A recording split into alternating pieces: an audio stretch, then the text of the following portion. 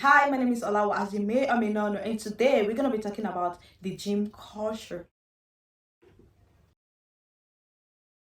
So, ladies and gentlemen, we're going to be talking about the gym culture. And why you're wondering, what does it matter to me? Do you have a problem with it? Yes, I do have a problem with it. Why? Because I've been to the gym a couple of times myself, 2 times. Anyways, I've been to the gym a couple of times, and the very first day, I don't know what went wrong with me, but I kind of gaslighted myself into believing I like the experience. I even make a silly fucking vlog explaining how much the torture experience was interesting to me. I did not particularly use the word torture. Of course, I made it known the experience was not all that cute. Anyways, I went to the gym the second day and it was much more torturous. And mind you, that was like a Saturday, Sunday, so I have school on Monday. Do you want to see my duck-like walk? Oh my god, I hated it. It wasn't particularly embarrassing, but that was not graceful for me either. Okay, but you see people telling you, oh, it's gonna get better just because you're eating the gym for the very first time. The next time you're trying out, you're not gonna walk like this. And anyway, so of course, I made up my mind to still keep eating the gym. Why don't we talk about what got me to the gym in the very first place? Because look at me, I'm skinny as fuck. So you're wondering, what got you to the gym? Yeah, I had this conversation with a friend of mine who was fine. I don't know her problem, but she wanted to have like a flatter tummy, right? And before then, I've seen whatever relating to how eating the gym can just, give you some weight and everything. I even see somebody who showed me that before and after, and they're looking really good. So I was like, okay, why not? Let's just eat the gym. Eat at the gym. That was like the very 2 days for me, right? And then, I particularly did not like myself throughout the week. I was working not very gracefully, but I was determined to keep eating the gym anyways. But due to 1, 2, 3, 4, 5, 6, 7, 8, 9, 10 circumstances, I could not be in the gym the following week, and that was when I started recuperating. My life was at speed once again. So I was like, why was I putting myself through all of this torture?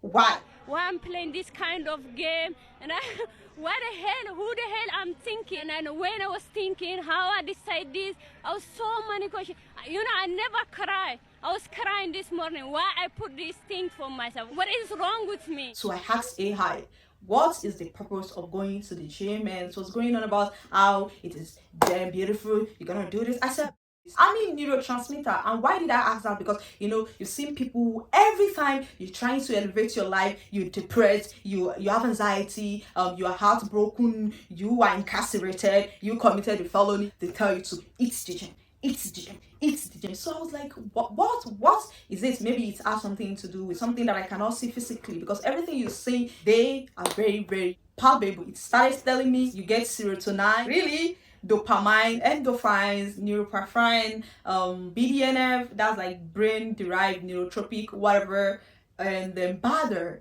that I'm very certain is an acronym, but for whatever reason, it will not tell me the real meaning, and I would not bother to ask. But anyways, that was everything he said you gain as neurotransmitter from eating the gym. And you may know or may not know, but now you're gonna know that all of these things are everything you can get from doing the bare minimum. The dopamine, the neurotransmitter, the serotonin, everything is something you can get from just laughing, from just being silly. You can get all of this. Everything he said, you can get it from doing very, very the bare minimum. So why is touching myself the prescription? Why is touching myself the recommendation? Why is doing all of these strenuous activities the suggestion? Because you see people telling you, you want to be the best guy in the world, eat the gym. You want to be the best guy in the eat the gym. Eat the gym. Why? So I start wondering. I'm not trying to make this some kind of like intellect video. My intention was just yap away, but doing some kind of like intellect will not do any harm. When Zarathustra said something like, man, I don't know if I will quote this the exact way, but let's try. I might just check to be silent later. Okay, he said, man, the bravest animal and the one most accustomed to suffering, does not repudiate suffering itself. It desires it. It seeks it out, provided it is given the reason for it, the purpose of suffering. I will not know if you will not tell me why am I supposed to torture myself. And you're not gonna tell me it is to gain weight, because the very first day I went to the gym, I was lying to myself. Well, all of these routines were not so cute. I was in pain, I was suffering, so I talked to the gym instructor. You see, guy, you're not gonna give me the exact routine you're giving to this girl, because as you can see me, I am not here to lose any weight. There is barely anything for me to lose. When I heard the first thing he said to me, well, being here is not actually really specifically gonna help you gain any weight. You just got to eat some protein. I was like, wow. So why am I here? And he said it to keep fit. Why am I keeping fit? Tell me. I'm not trying to join any military or whatever. So why am I keeping fit? And you're not gonna tell me to lose weight, because a lot of you are all eating that gym. Okay, I have weight that you can just remediate at home. And everything I've been saying for you is not inclusive of everyone who has like all these huge excess fats that even when they get to lose it through the gym, they've got to do some kind of like skin removal and whatever. That is not inclusive to people in that space. I'm talking about Yahoo that can just watch Yahoo be eaten. Maybe I talked about it, or maybe I did not talk about it. But then while AI was giving me all these responses and everything, it kind of mentioned something very related to it. Gives you some sense of dominance, and here is where I'm going to. You know, when Friedrich Nietzsche was explaining in his genealogy of morality the reason for suffering, for cruelty, for guilt, and all of this, right? He particularly said in history, okay, let's put it this way: humans, particularly inherently, naturally, has this desire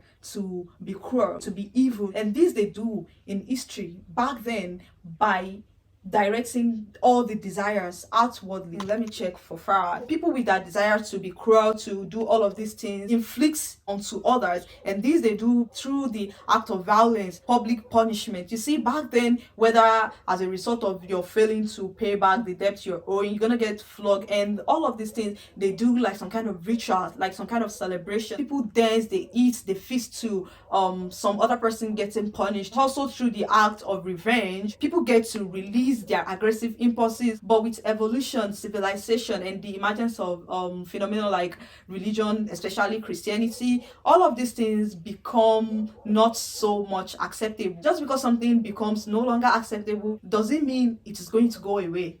We're talking about something like desire that is natural, that is inherent. People start redirecting them to themselves in form of guilt, shame, and self-punishment. All of these things become like a hallmark of moral system and religious whatever, where suffering was seen as necessary for redemption. Now you've got to pay some attention. Guilt, shame, self-punishment are seen as necessary for redemption or virtue. So does it kind of bother anyone to think all of this eating the gene, it is some kind of sublimation? Because humans has the desire still in them to be cruel, to do bad, to do anything, but since they cannot do it unto others, at least legally, they are doing it to themselves. Because now, make it make sense that if I am going through outbreak, if I have anxiety, if I'm depressed, if I'm trying to elevate my life, I have to go into that house and then torture myself. You know, there is this saying that the more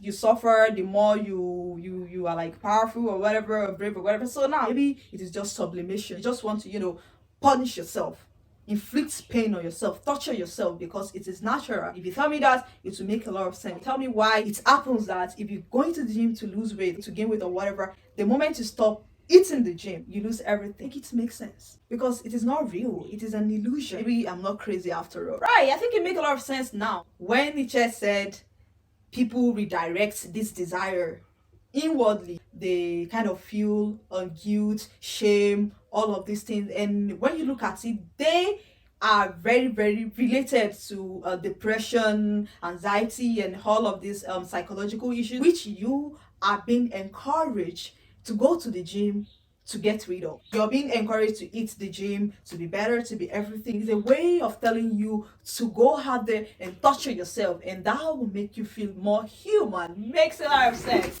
Makes so much sense now. So of course you're not going to the gym to gain no weight, to lose no weight, to get no neurotransmitter. You are going to the gym to allow yourself to be the beast that you are.